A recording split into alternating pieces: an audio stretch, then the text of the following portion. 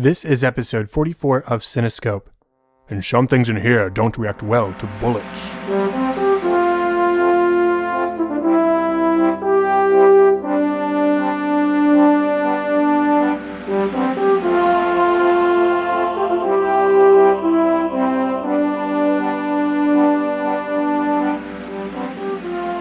Welcome to Cinescope, where our goal is not to criticize or to assign ratings, but rather to celebrate the movies we love, exploring story, characters, music, and relevance to the world around us. I'm your host, Chad Hopkins, and joining me today is TJ Draper to talk about one of his favorite films, The Hunt for Red October. TJ, how are you doing tonight? I'm doing well, Chad. Thanks so much for having me back. It's been a long time since I've been behind the mic, it feels like. I haven't even recorded one of my own podcasts in several months, like 2 months or something, so. I've noticed I've missed it. Yeah, I have too. I've just been kind of buried in work lately. Well, I don't know if I told you this, but my cousin, Summer, actually listens to the podcast, and she told me, hey, you know what guest of yours I really like? TJ. I was like, Nice. I like TJ too, and it's because we've got this good back and forth. We've podcasted together for a long time together. Several years. Just great rapport. It's always fun to get behind the mic with you, TJ. Yes, you too. Well, and it's good to be appreciated. Thank you so much, Summer. I like being appreciated by people.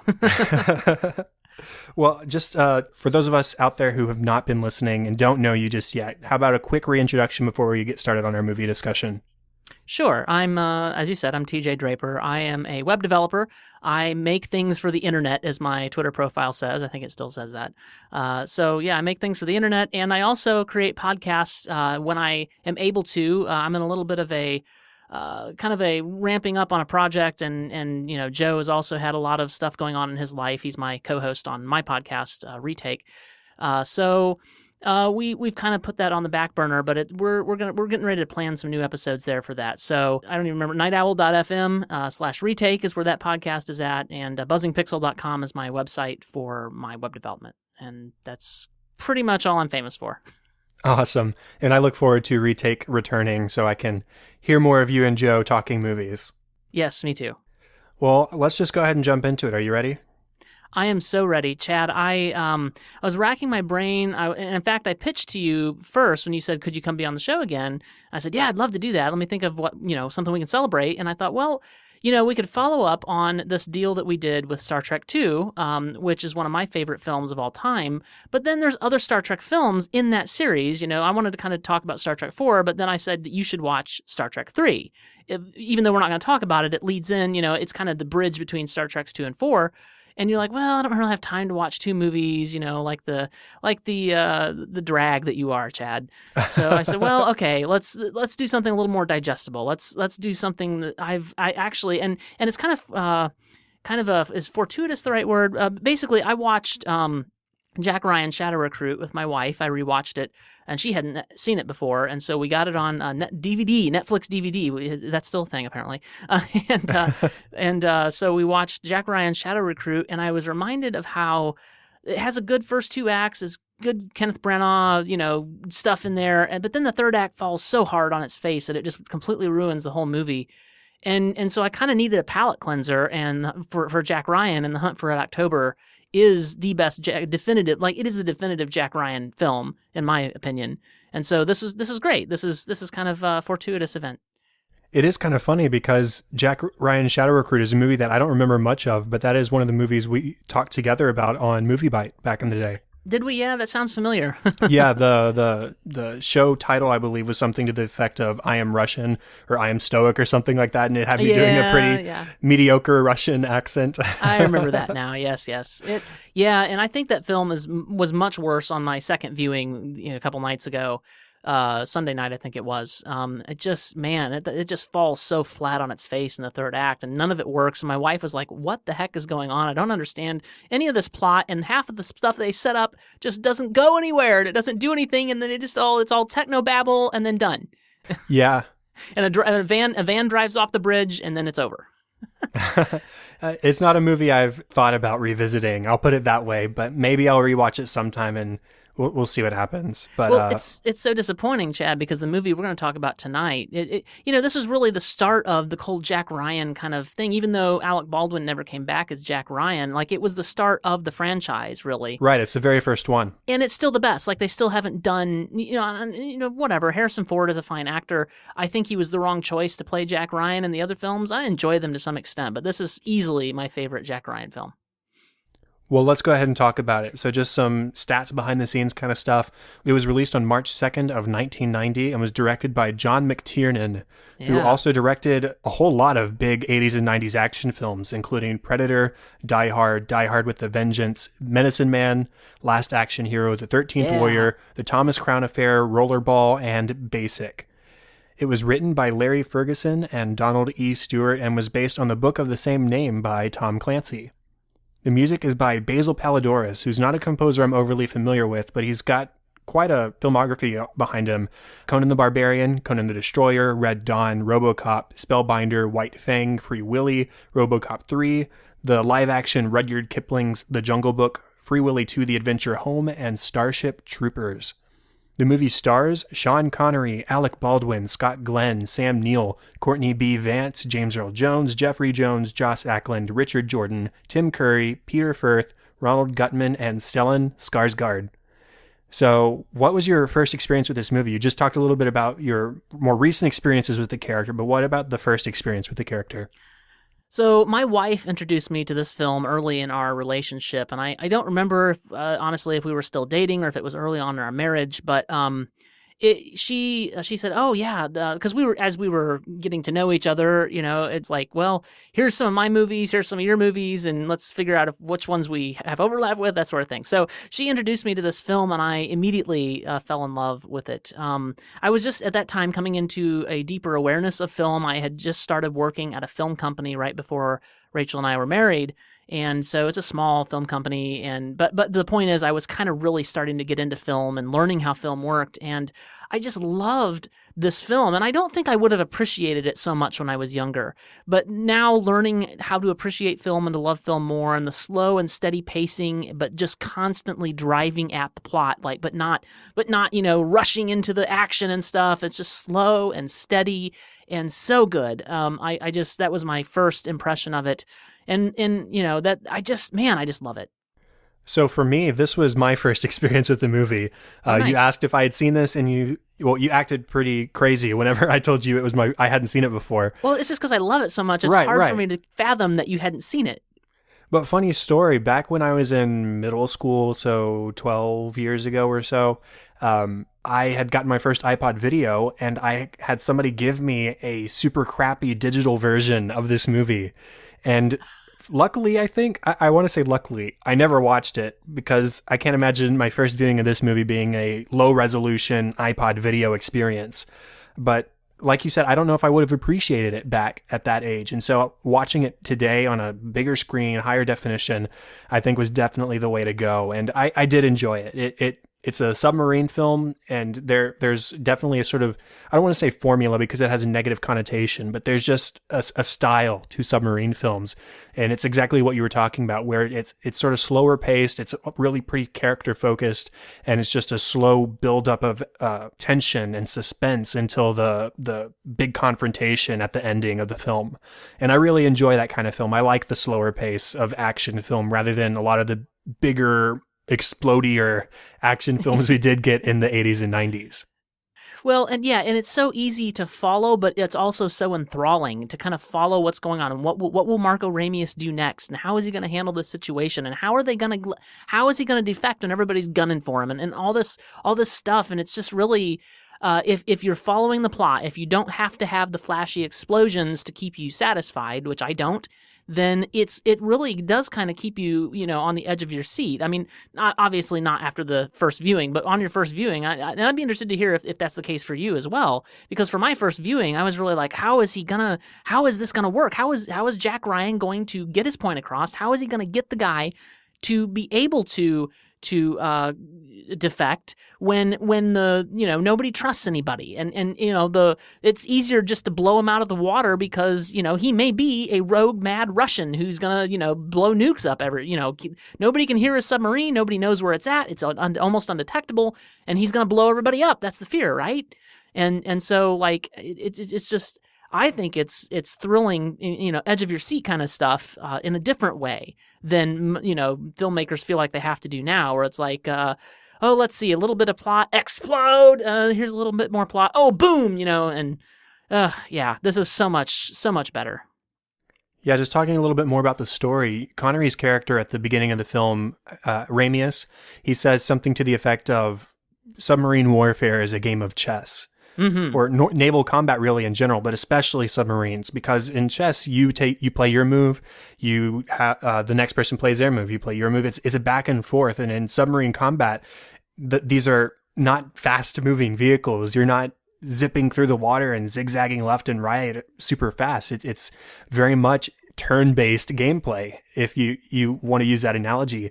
And what's cool about this movie is it's a 3 or 4 way game of chess in a lot of respects. You've got Ramius versus the Russians, his initial escape, then eventually at the end of the film, the final confrontation where the other Russian sub has caught up and is firing missiles right at the climax of the film.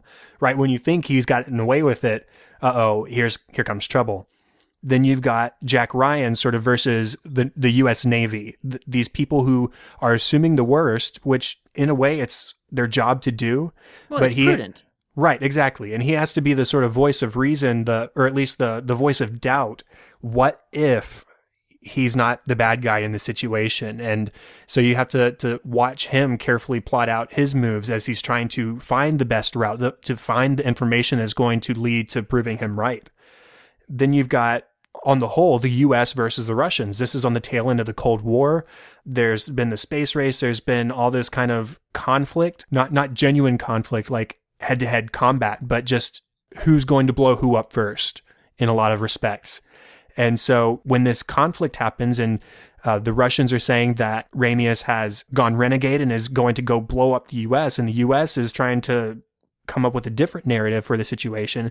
It's all about who's telling the truth, who's manipulating who's concealing the truth, and then who are you going to help and who are you not going to help. And so I love the chess match-esque nature of the story.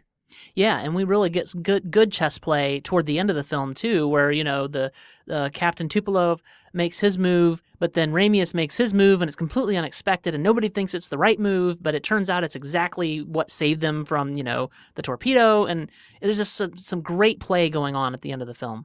What else in the story draws you in, TJ?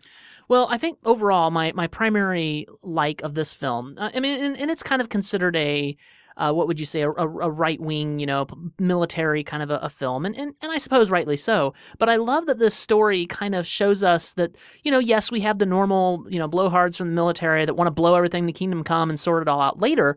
But then this movie reminds us that, no, there are real people behind decisions on both sides. It's not just they're Russians, or from the Russians' perspective, they're Americans, they're stupid, they're Russians, they're going to, be Russians. It's not quite like that. Not everything is painted quite as easily as we would like to believe sometimes. And there are real people behind these decisions being made. There's characterization there. One of the things that we want to do is kind of paint with this broad brush and say, well, every, in this case, Russian, or it could be a Middle Easterner or whatever in our modern day, they're kind of this way. And it's like, no, these are people, and they have thoughts and they have opinions. And in this case, Ramius wants to do what's right. He doesn't want the Russians to have a game-changing machine that's going to, be a first-strike weapon to blow everybody up. And, I think somewhere I read that the idea was that this submarine,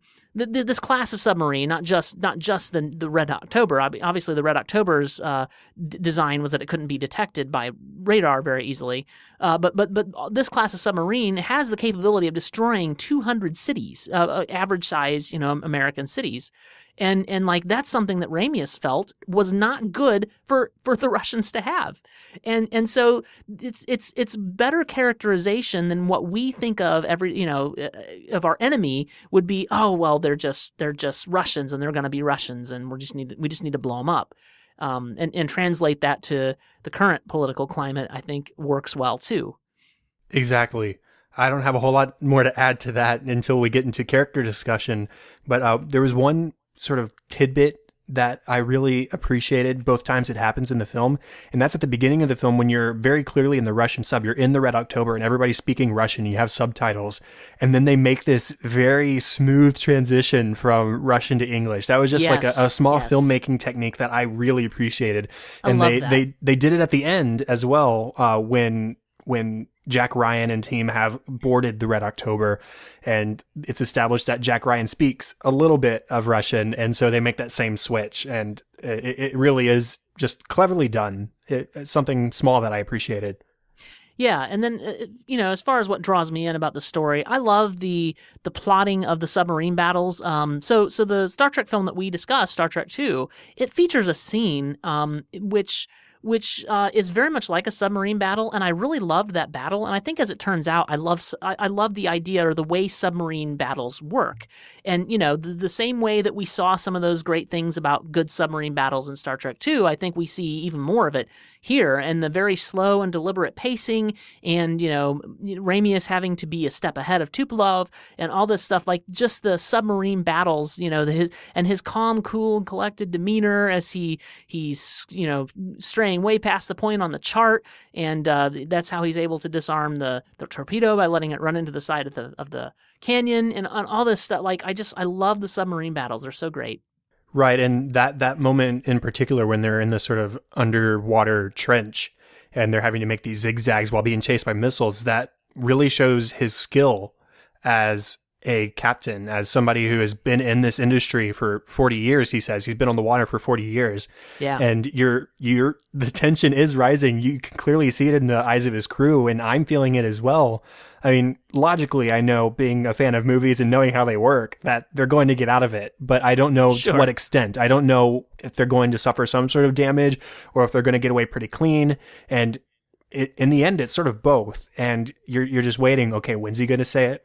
Okay, now we're turning, and now you're watching the turn. Are they going to make it? Are they going to make it? And that is just something that's so novel about submarine combat and maneuvering that allows that slower pace to be so tense.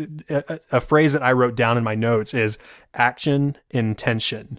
It's not about the straight up action of things. It's about the tension behind a scene. And that is where the excitement comes from. And then too, I think that this story, I think that whether it's whether it's Clancy or whether it's McTiernan, I don't know, but there is a great, just as an example, there's a great scene between Vasily and Marco talking about America. And where Vasily is talking about how he's going to marry a round American woman and live in is it Nevada or something like that? Montana. And he's gonna live in Montana, and then he's gonna have a summer home in Arizona. And I think I will need 2 wives. Oh, at least, And it's right. It's such great character development that when you're too busy, having explosions and transformers and things going boom, like you don't get time to spend with these characters the way that McTiernan lets us spend time with these characters. And it's not just these two. That's just an example. Like, you get to spend time with these people and learn who they are. Even some of the smaller characters, like Jonesy on the Dallas, doing the sonar stuff, like that is just such great characterization of characters and people. It's just so rich and full. So that's yet another thing. I think your question was, what draws you into this story, and those are some of the things that really draw me into this story, this film. And again, that's an example of why submarines are such a great setting for these kind of stories, because they're not characters thrown into the middle of a fight scene where they're throwing punches and shooting guns. They're participating in combat, but it's a very different kind of combat that allows those slower, separate character moments. So yeah, it really is cool and a great way to spend time with characters and learn more about them. Yep, absolutely. So let's talk about those characters. Just first on my list is Jack Ryan. What do you have to say about Alec Baldwin in the role?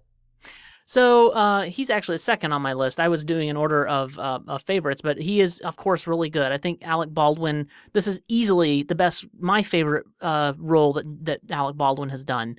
It's very dialed down from what you normally expect from Alec Baldwin. He's much less of a jackass, and he's fairly likable here. And of course, he's our hero, right? So, or one of our heroes. And so, yeah, I think that I wish we had seen more of this type of thing from Alec Baldwin, because he's obviously really good at it here.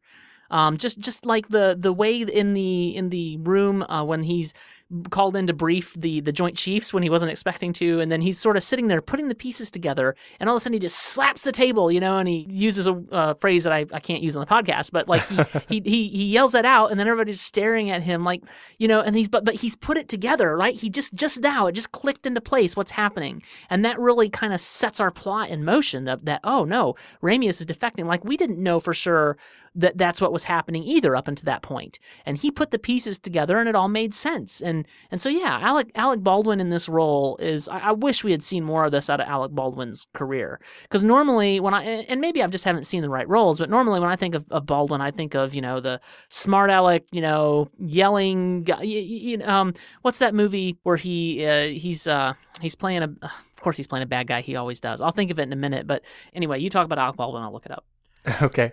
That scene where he theorizes that Ramius is actually defecting and not just going rogue and setting out to destroy the United States shows how great of an analyst he is, because he has taken this bit of information and this bit of information and he's put them all together, and this is a logical conclusion he's come to. But I also love that before that, we actually learn about who he is without them having to tell us who he is. We see that he is spending time with his family, and he's close with his daughter, and he's having to say goodbye and all this kind of stuff. He's leaving his family behind to go on this job. And also something is just passively said about a back injury and how's your back doing or something to that effect. And so right off the bat, it establishes that anything outside of being behind a desk or behind a book or computer screen is sort of out of his comfort zone, because he's not the physically capable person that he maybe was in his youth because of his injury. And it gives us that much more tension later in the film when he's put into those situations that he clearly doesn't belong in.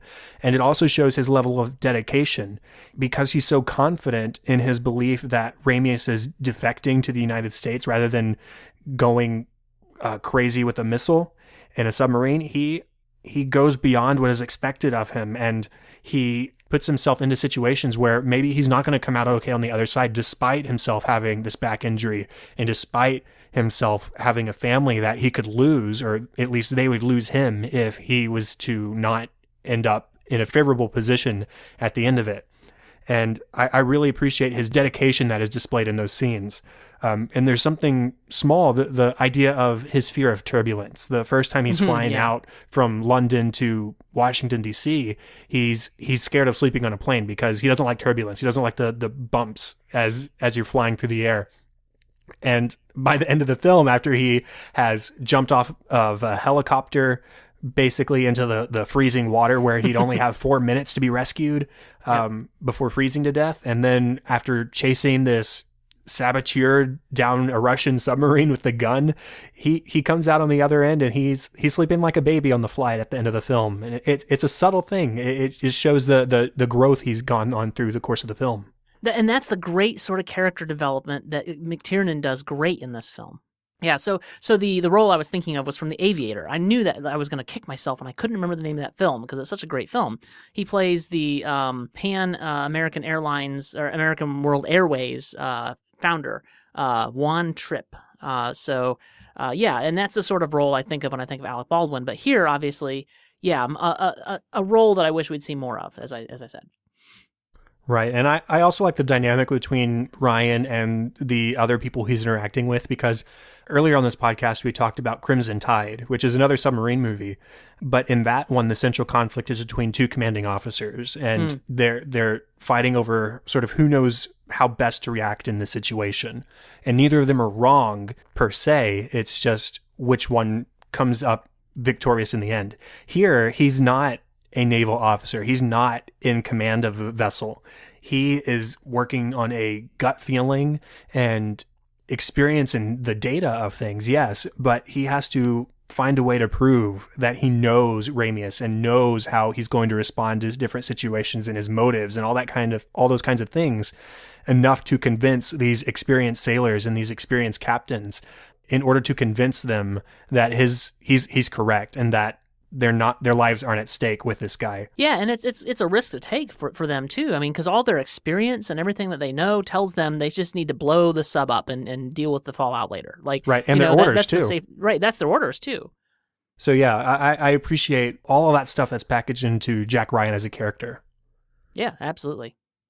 Now, what about Sean Connery's character? I'm assuming he's your favorite. He is my favorite. I wrote down that he reminds me of like a Muggle submarine captain version of Dumbledore, because like he's so calm and cool under pressure, just the way I always pictured Dumbledore from the books, by the way, not the movies. Oh my gosh, he's so calm and cool under pressure, and he doesn't feel like he always has to explain himself. Sometimes he doesn't have the time to explain himself, but he knows exactly what he's doing. He knows the exact outcome he's likely to get. He knows what's going on. Like, he's such a cool customer, and just several scenes where he plays out this thing so cool and in a way I would point out that only Sean Connery could do. And the funny thing is, Sean Connery was a last-minute replacement for an actor that was going to play. I can't remember the actor's name that was going to play this part, but I can't see anybody but Sean Connery playing Marco Ramius. And it's just such a great kind of a role that he played here. I really love it. I mean, I think my favorite character from, and this is controversial, and since I mentioned Dumbledore, my favorite character from Harry Potter, I think, is probably Dumbledore. And so I think I'm just drawn to these sorts of characters that handle them, that comport themselves in such a manner. And that's, I don't like the, and this is, again, one of my problems overall with the movies when they cast Michael Gambon, is that he's so not the Dumbledore from the books. So I love that we get this cool character. I just love him. I love him so much. What's interesting is at the start of the film, you have to sort of guess his intent and his goals, because we don't know anything about what he's planning to do. And here we see him murder a man in his cabin. Yes, he just grabs him and throws his head back and he's gone. And at that point, we're like, okay, now, are you the good guy or are you the bad guy? Basically, you're a Russian, so I'm inclined to think that you're the bad guy, but let me watch a little bit longer and see if I can figure this out. Right. It's just like, is he the cool, calculating villain, or is he the cool, calculating good guy? Like, you don't know yet. And like I said, you don't really find that out until that meeting with the Joint Chiefs, and that's when you're really pretty sure, finally, that you know which way the character is going. Exactly. And then even then, though, he's a character who's slowest to divulge information about himself. We learn little by little about who he is and what his motivations are over the course of the film. We learn about his wife pretty early on, and my condolences to his wife. It's been a year or whatever. And then he reveals later, oh, I wasn't even present for my wife's death. I was gone at sea. And then later, I am looking forward to just having the freedom to go fishing like I used to do with my dad when I was a kid. And so we're learning bit by bit about him. And at the end of the film, we still haven't gotten an official reason for why he has decided to defect until he explains to Ryan, no one needs that power to start World War III, basically. Not in this way, not in such a destructive way. And that's why he forfeits the weapon and the submarine over to the Americans and decides to defect. So you can see this clear guilt in not having spent enough time with his wife because of his naval responsibilities. And then aside from that, beyond just the guilt at not having been there with her, it was time spent away from her with a regime and with a country whose ideals he doesn't agree with. And so that's just like some salt in the wound, basically. And that really adds up into why he has gone on this grand adventure and put so many people at risk in order to do what he thinks is the right thing to do. Yeah, and I love the part where he's revealing to the crew that is with him, that is defecting with him, that he wrote the letter, or they found out that he wrote the letter. Somebody told the rest of the crew that he wrote this letter of his intention to defect to the admiral of the Russian Navy, whatever they call that in Russia. And they're all just, oh, you've killed us, they're going to catch us, and he finally, after, like 5 minutes of them going on and on about how awful he is for having done this, he said, basically, what was it? I have the quote here somewhere. But he, basically he's burning the ships. He's like it motivates the people to commit. to commit to the goals. Yeah, I can't find the quote, but yeah, it's such a great quote. I mean, and that's such a great character moment for him as well, kind of revealing how he thinks, and also like I don't think he could have defected without writing that letter. Like it did. Here's the quote: when he reached the New World, Cortez burned his ships. As a result, his men were well motivated. So, Right. And that kind of reveals the heart of the character and the motivation. Like, to him, it was the right thing to do, to write that note to say, here are my reasons for defecting. And we never get to see what was in that note, but I think we can kind of guess, and then, the other one too is obviously, well, we're committed now. We can't turn back. Because I think the crew kind of revealed their hand in being so angry that he wrote the note, that at any point, they could claim malfunction or they could claim something went wrong, whatever, and they could go back. But he kind of closed that door to his crew by writing that note of defection. And so that is such a great character building exercise for us as an audience.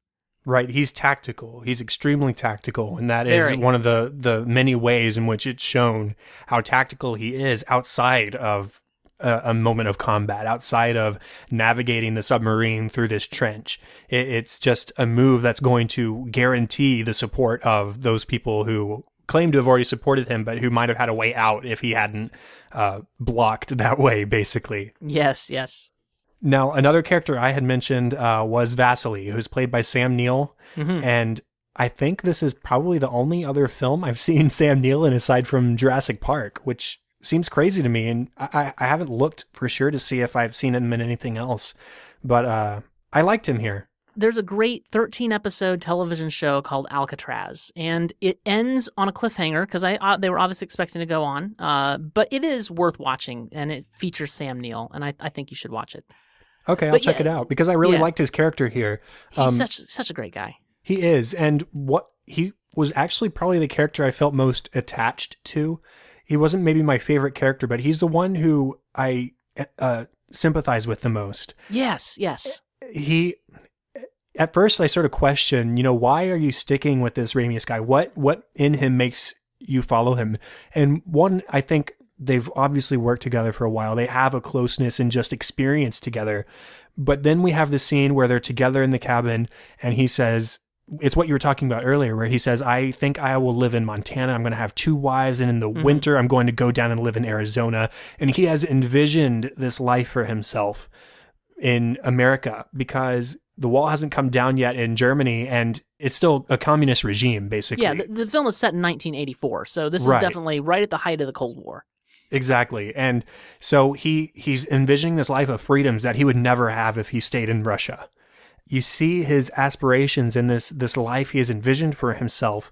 And he's really the only character we get these very clear spoken goals. Everything else is sort of implied or revealed slowly with time. But this is a character who's saying, this is what I want for myself. Well, and you know why McTiernan did that to us too. And it gets me every time. Like, I know exactly what he's doing, what McTiernan is doing now that I've seen the film. But it gets me every time we get to it, and are we allowed to spoil this We part? are, of course. Okay. And that's actually where I was headed. Yeah, so the every single time it gets me. Maybe not as much as another film we talked about with Spock's death or anything, but it gets me every single time where we've gotten these goals and these aspirations. This guy has a life planned out for himself that he may or may not get. I'm sure he understands, like, as a political refugee, like, he may not ever get these things, but he, doggone it, he's going to the free world.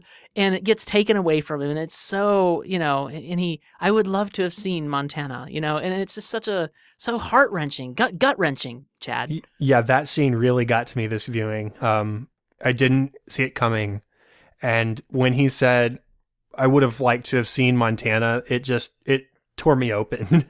Yes. It was sad. And it's because we got that earlier background from him and these aspirations from him and got attached to him through that.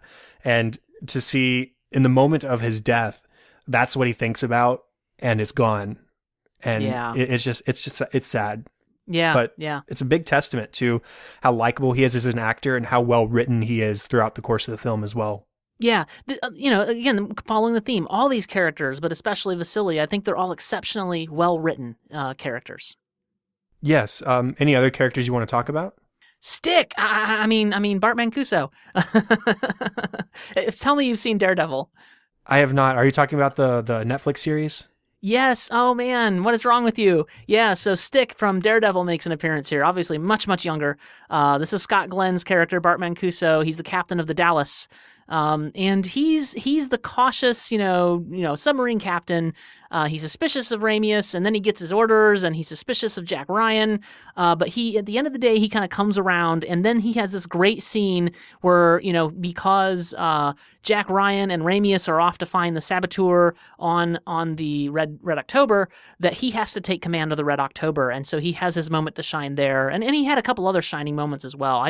He's exceptionally, I think, enjoyable because he's a no-nonsense guy who knows what he's doing, but yet in the end, he's willing to give way and say, you know what, you're right, Jack Ryan, let's do this. And, he basically, as he said, we unzipped our fly, let's see what happens. If he so much as twitches, I'm going to blow him to Mars, So, no nonsense guy is exactly the phrase I was going to use. So thank you for using my phrase, TJ. Oh, I'm sorry, Chad. It's okay.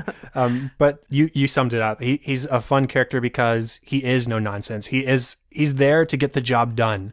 And whether that's through fulfilling his orders as delivered to him or through doing the right thing as advised by Jack Ryan, who has this analytical experience, he's considering his options and is taking the best course of action. And I like that about him. Yep, absolutely. And for goodness sake, Chad, go watch Daredevil. It's on Netflix, man. I will. Oh my goodness. And now there's 2 seasons of it. Daredevil is, especially the first season. I mean, the second season is fine. The first season is just, it's a game changer in my opinion. It's so good. It's so good. And Stick, Scott Glenn plays a character named Stick, and he's really good for the role that he plays too. I wish he had more to do in Daredevil, but he's in it for like 3 or 4 episodes or something ultimately. Yeah, very good. I'll check it out eventually, I promise. Any other characters before we move on? Yes, 3. Jonesy, who doesn't like Jonesy? Come on, man. I liked him, yes. Yeah, he's really good. I don't have much to say about him. Just I loved him and just his quips and his character and his lines and his funniness. Admiral Greer, because James Earl Jones, Right. And I watched it with my son Alan, and I asked him, "Do you recognize that voice?" And finally I had to tell him it was Darth Vader. And he's, "Oh yeah, okay, I get it now." But he brings such gravitas to that role, and then he's like, goodness, Jack, I told you to speak your mind, but that was such a great moment. And I like that scene at the end where yeah. he's on the battleship or the aircraft carrier. The torpedo did not self-destruct, and I was never here. Exactly.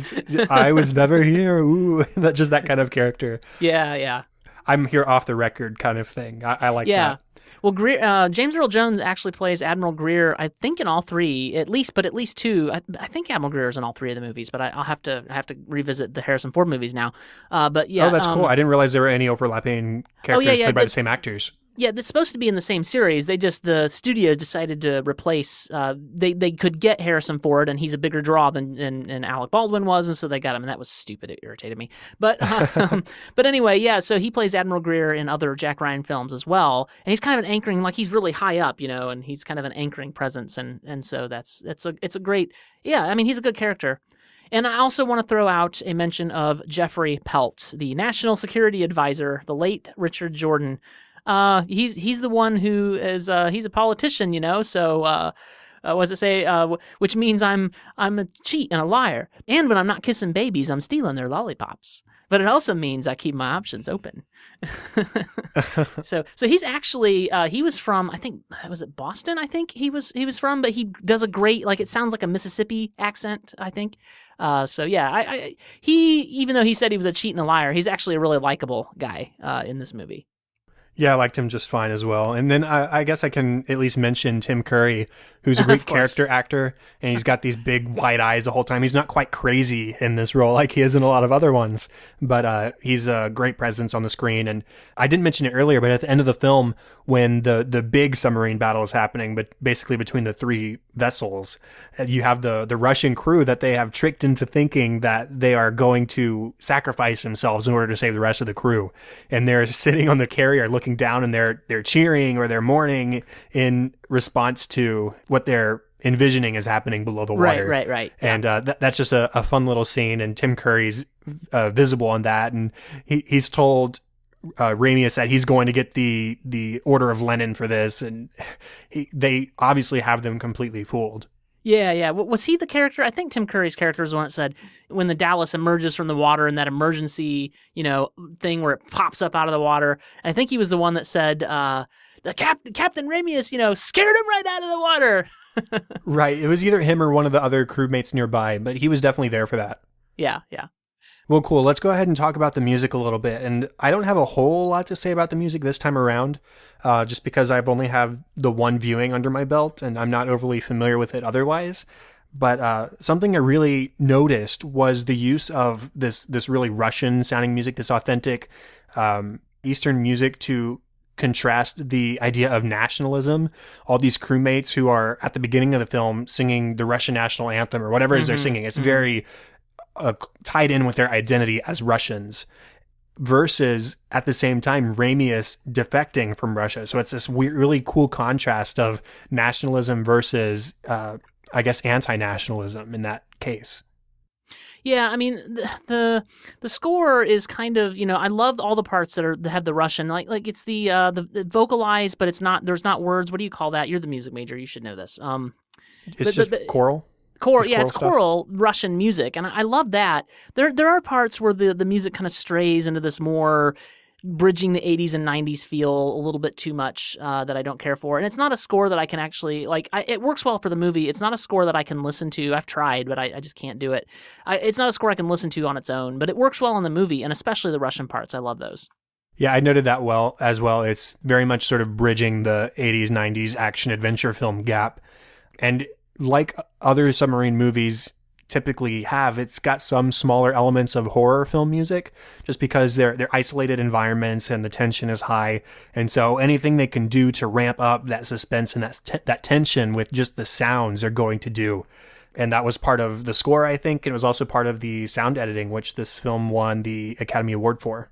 Yeah, no, the sound editing was great. Yeah, absolutely. And just, everything felt, I was reading some article before we started recording about how they took they made about 120 different sounds for the ping that they used to do the sonar ping between the ships to covertly to communicate their location. Yeah. Well, the sound guy made 120 different versions trying to get it right, before they were all satisfied. That's the level of detail they went into to try to get the sound right for this film. And I think it shows. Nothing really feels like it sounds out of place. So the sound editing is definitely really great in this film. Now let's just talk about the takeaways, the themes, the relevance, all that kind of good stuff. What's a takeaway for you from this movie? Well, I think I kind of already gave away my big takeaway, which is, connecting the political climate and the way we tend to view the enemy, and it's really just not ever quite that simple. Sure, there are bad guys, and there are people who I think people on both sides of the aisle can freely admit that when we're looking at the enemies of our country, that there are certainly bad guys out there. There are people who want to destroy us and to hurt us and that sort of thing. But it's never easy to. It's never the right thing to just say, these are the bad guys and they're all bad and we don't want to do anything, we don't want to mess with any of them. And life is never that simple. It's never that clean cut. And I think this film demonstrates that sort of thing very clearly. So sorry, I'm kind of repeating myself because that was really my big takeaway from the film as far as themes and relevance as you have outlined here. Maybe I'll think of something as you mentioned things. and that's definitely a big one. It's the idea that people aren't black and white, whether you're the quote unquote good guy or quote unquote bad guy. You are doing what you see right by you, by your country, by your organization, whatever it is. You're doing what you think is best. And that can be completely different for different sides of the equation. So that is a good point. One that I had written down was the idea of doing the right thing despite personal risk. You've got Jack leaving his family and placing himself in danger, such as, like I said, jumping from the helicopter, chasing the saboteur with the gun.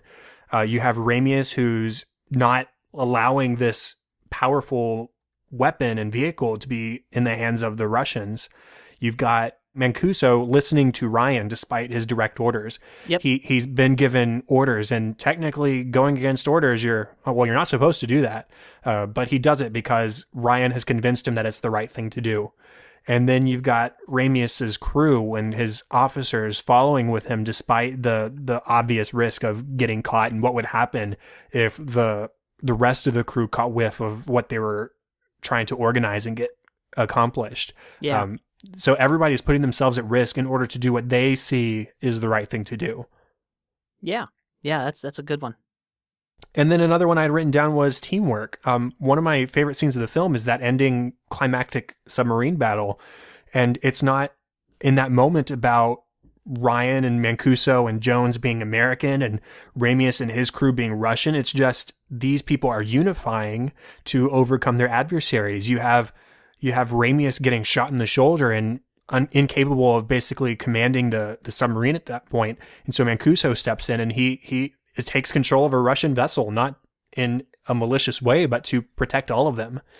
So it's just a big show of teamwork in those final moments. And I really appreciated that scene for that reason, was because it was people bridging gaps in order to overcome adversaries. Yeah, I do love that final scene where the Russian defectors and the Americans are working together on the Red October to keep them all alive, to keep Tupelo from blowing them out of the water, as it were. Exactly. Any other takeaways, or how about final thoughts? Final thoughts. So I think this is a great film. It's one of my favorite films. I love it a lot, and I want to share that love with other people. And so I highly recommend that you watch this film. It's not going to be your action-driven, explosions everywhere, robots stomping, whatever. It's not going to be like that. It's not a modern movie in any way. And yet, in some ways, I think that this film far outstrips the like I said, the recent Jack Ryan movie that was made. They had to go for so much more action and stuff, and that doesn't work for Jack Ryan. And I think that this film is great just because it doesn't go for that sort of thing, and it's a slower, steadier pace. And if you enjoy movies, and like we do, then this is a great movie for you to kind of dive into. Agreed. It's a pretty simple story. There's nothing overly complex going on here. It's easy to follow, but that doesn't mean it's simple in execution. It's an entertaining watch. It drives up the tension pretty quickly and really absorbs you into the storytelling. So it's pretty effective if you're into that kind of genre, which I don't know why you wouldn't be. Yeah. And the characters are likable. There's great build-up in their stories as well, and you get attached to them, and you stick around to see what's going to happen to these characters beyond what's just going to happen in the story itself. Mm-hmm. Mm-hmm. So I'm actually pretty interested in maybe even potentially reading the book after seeing the film, and maybe exploring more Tom Clancy and more Jack Ryan. So that's my takeaway. I just enjoyed the movie. So thank you, TJ. Again, it seems it's a pretty standard thing for you to introduce me to new movies when you come onto the show. Yes, I intend to continue doing that whenever we can work out the Star Trek thing where you can watch two movies. Right, and I've promised you that that is on the list, and I will get around to that. So maybe next time it can be another Star Trek episode. Yes. Well, that is the end of the official 44th episode of Cinescope. Thanks once again, TJ, for joining me tonight. Oh, it was my pleasure to be here, Chad, and good to get behind the mic again. It's got to get back on the horse, man. Yes, you do, and I will be there to listen as soon as you do. Great. Contact for the show, facebook.com/Cinescope Podcast and @Cinescope Pod on Twitter. Please remember to rate, review, and subscribe on iTunes, especially if you want to enter the giveaway. Listen to past episodes. We'll talk about it more again in the future, but for now, just know there's a giveaway, and if you rate and review on iTunes, you'll be entered into it. Woohoo. Email feedback and ideas to the Cinescope Podcast @gmail.com. And also, if you are interested in co-hosting, if you have a movie that you love that you'd like to talk about, let me know. Email me, and I would love to get you onto the show. Now, TJ, where can people find you and all your goings-on online? Best place to keep up with me online is TJ Draper Pro on Twitter. I love to talk about movies there. If you want to talk about movies, that's a great place to do it. That's really the best place to do it. Yeah, same for me. Best place is @Chadadada on Twitter. That is CHADDADA. And on Facebook.com/Chad.Hopkins. It's your Muppet name. It is my Muppet name, Chadadada. And all the show notes and all the contact information can be found at thecinescopepodcast.com. That's all for this week. Again, TJ, thank you. It's always a pleasure talking about movies with you. Yes, absolutely. I had a blast. Me too. And thank you everyone for listening to episode 44. I'm Chad Hopkins. This was Cinescope, and we'll be back next week with episode 45. Have fun and celebrate movies.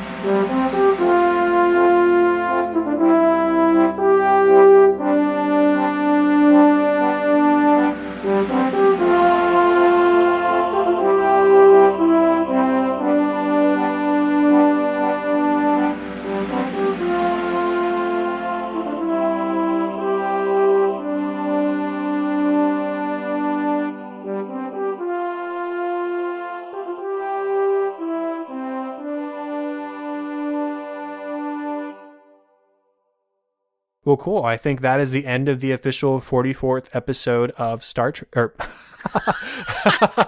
You have to leave that in. Oh, my goodness. We'll see.